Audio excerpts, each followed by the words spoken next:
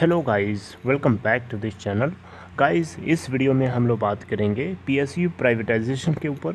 लेकिन शुरू करें उससे पहले आपसे रिक्वेस्ट करूंगा कि अगर आप इस चैनल को फर्स्ट टाइम देख रहे हैं तो सब्सक्राइब करके बेल आइकन को हिट कर लीजिए ताकि वीडियोस की नोटिफिकेशंस आपको मिलती रहें और आप सबसे पहले देख पाएँ।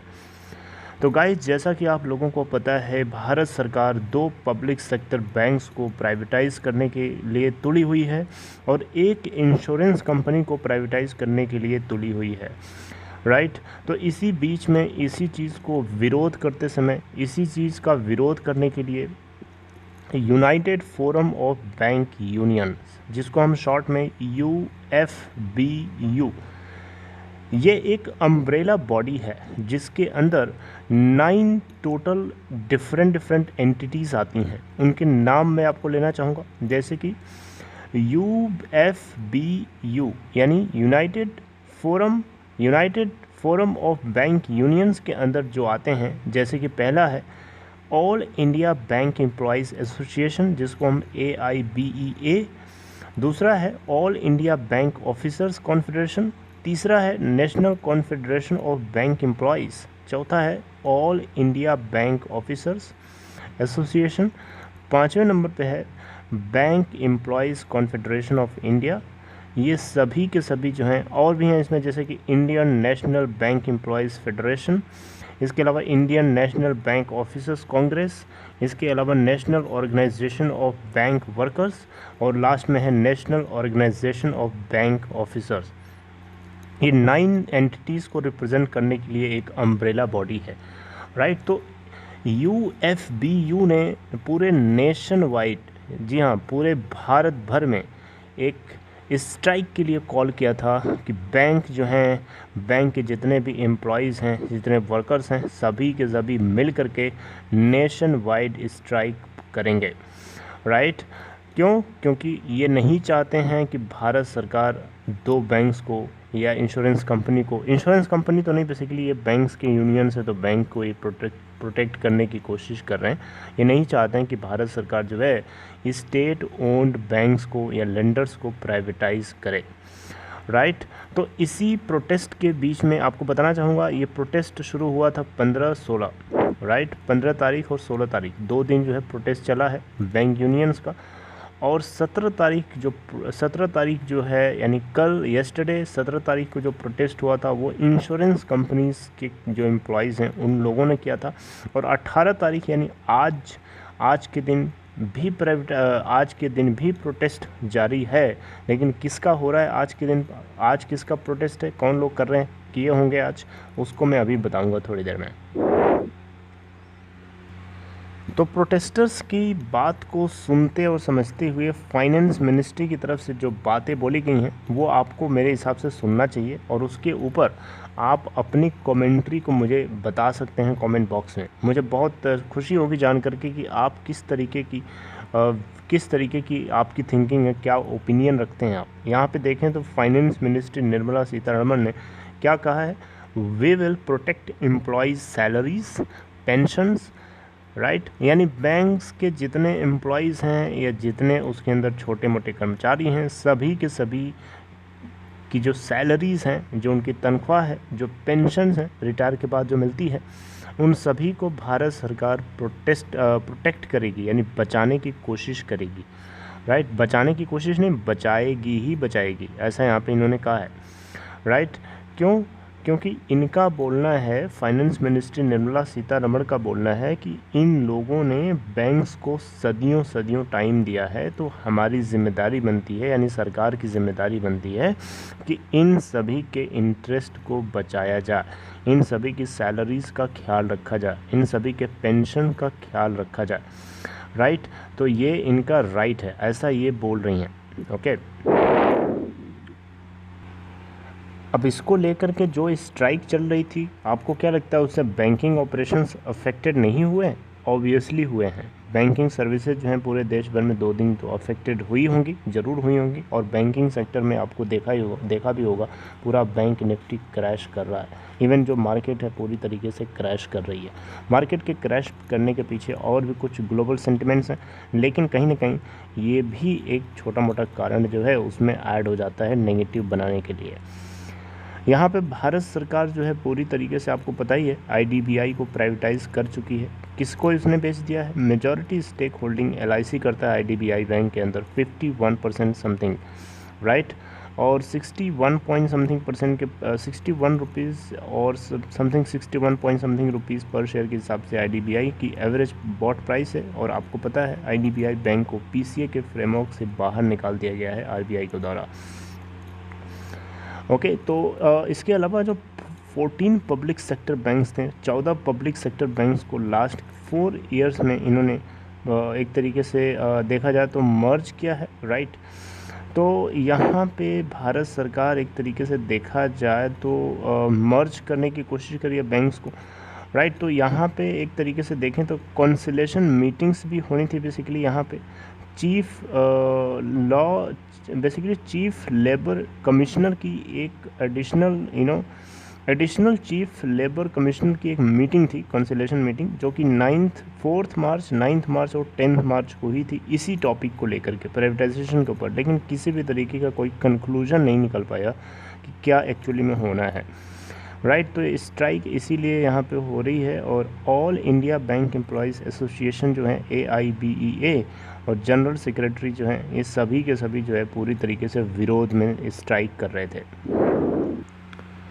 इसी बात को लेकर के, जो प्राइवेटाइजेशन है, इसी को लेकर के राहुल गांधी ने पार्लियामेंट के अंदर क्वेश्चन किया था अपोजिट सरकार के खिलाफ कि जो है जो गवर्नमेंट है बेसिकली, इसको जो बैंक यूनियंस हैं, 9 यूनियंस जो हैं बेसिकली, उनकी जो डिमांड है उसको एक्सेप्ट करना चाहिए, राइट। और यहाँ पे जो 2 दिन की स्ट्राइक इन लोगों ने करी है प्राइवेटाइजेशन के विरोध में।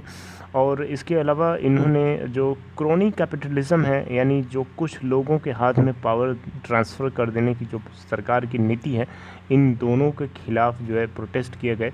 और इसको लेकर के सरकार को जो है एक्सेप्ट करना चाहिए अपनी गलती को, राइट। ऐसा नहीं करना चाहिए जो यूनियंस के अगेंस्ट ज़्यादा हो, राइट। तो ऐसा इनका कांग्रेस की तरफ जो है फाइनेंस मिनिस्ट्री, या एक तरीके से बोल सकते हो कि भारत सरकार के ऊपर टारगेट किया गया कि ऐसा होना गलत है। क्रोनी कैपिटलिज्म बहुत ही पूरी तरीके से सही नहीं है एक डेमोक्रेटिक कंट्री के अंदर, जो कि फाइनेंशियल सिक्योरिटी जो है देश के लिए, देश की फाइनेंशियल सिक्योरिटी के लिए बहुत बड़ा एक खतरा हो सकता है, राइट। तो यहाँ पे बेसिकली इन्होंने राहुल गांधी ने एक चीज़ और भी यहाँ पे गवर्नमेंट को एक्यूज़ किया कि जो ये बेसिकली प्राइवेटाइजिंग जो प्रॉफिट है, ये नेशनलाइजिंग लॉस है एक तरीके से, राइट। यानी प्राइवेटाइज करके जो आप प्रॉफिट देख रहे हो वो एक तरीके से नेशनल लेवल पे देखो तो एक तरीके से आप एक अपनी एसेट को लूज़ कर रहे हो, राइट। तो पब्लिक सेक्टर बैंक जो एम्प्लॉयज़ हैं, इसीलिए उन लोगों ने विरोध करना शुरू किया। और आपको बताना चाहूँगा यहाँ पे विरोध जो है 17 मार्च को जो है इंश्योरेंस कंपनीज़ की तरफ से विरोध जताया गया, 15-16 बैंक यूनियंस की तरफ से जताया गया।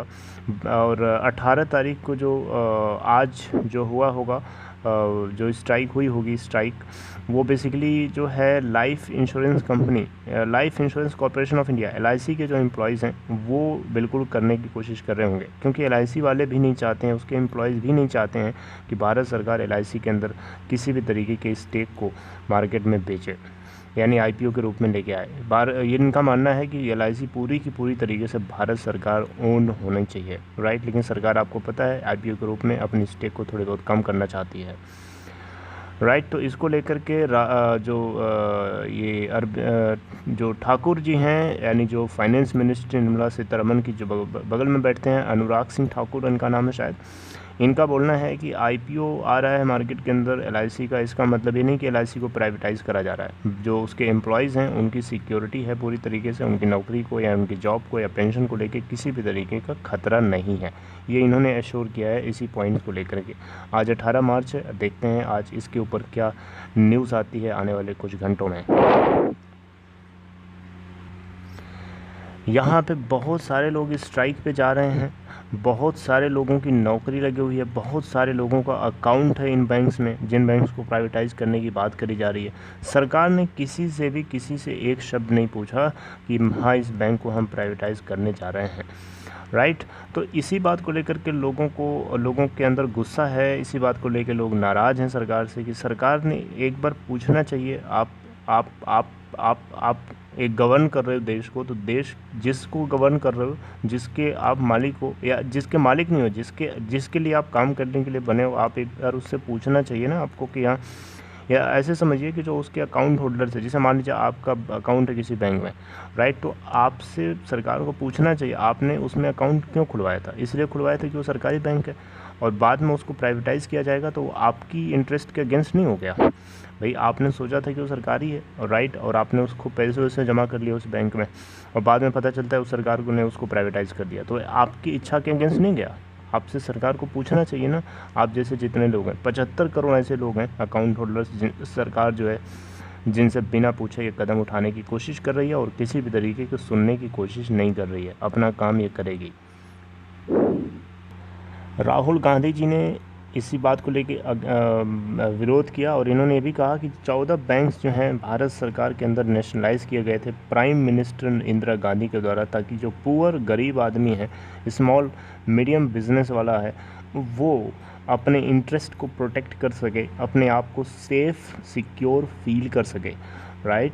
अब इन बैंक्स को मर्ज करके 1 बाय 1 बेच दिया जाएगा किसी प्राइवेट पार्टी के हाथ में, तो इससे हमारे देश का नुकसान है, हमारे लोगों का नुकसान है, हमारे देश की फाइनेंशियल सिक्योरिटी को एक बहुत बड़ा झटका है, राइट। तो ये सारी बातें जो हैं 13 लाख एम्प्लॉयज़ जो हैं यहाँ पे विरोध कर रहे हैं। ये डेटा भी आप देख सकते हो, राइट, आप देख सकते हैं यहाँ पे। ओके, तो अब इसमें से बहुत सारे एससी हैं, कोई एसटी है, कोई ओबीसी है, जो एक तरीके से अपने फैमिली लाइवलीहुड को चला रहे हैं, एक सिक्योरिटी है, और ये जिस दिन ख़त्म हो जाएगा उनके लिए एक ख़तरा है बहुत बड़ा, राइट। तो यही बातें हैं गाइस। तो क्या आपको ये बातें अच्छी लगी? भारत सरकार इसके ऊपर क्या बोल रही है? प्राइवेटाइजेशन को लेके बोल रही है कि वो चाहती है कि जो बैंक्स हैं, 2 बैंक्स को और एक इंश्योरेंस कंपनी को प्राइवेटाइज़ करे, और जो उसके एम्प्लॉयज़ हैं बेसिकली, जो उनके अंदर काम करते हैं, उनकी सैलरीज़ को और उनके पेंशन को वो ख्याल रखेगी, यानी उनको सैलरीज़ टाइम पे मिलेगी और उनको पेंशन मिलेगी, उसकी कोई चिंता नहीं है,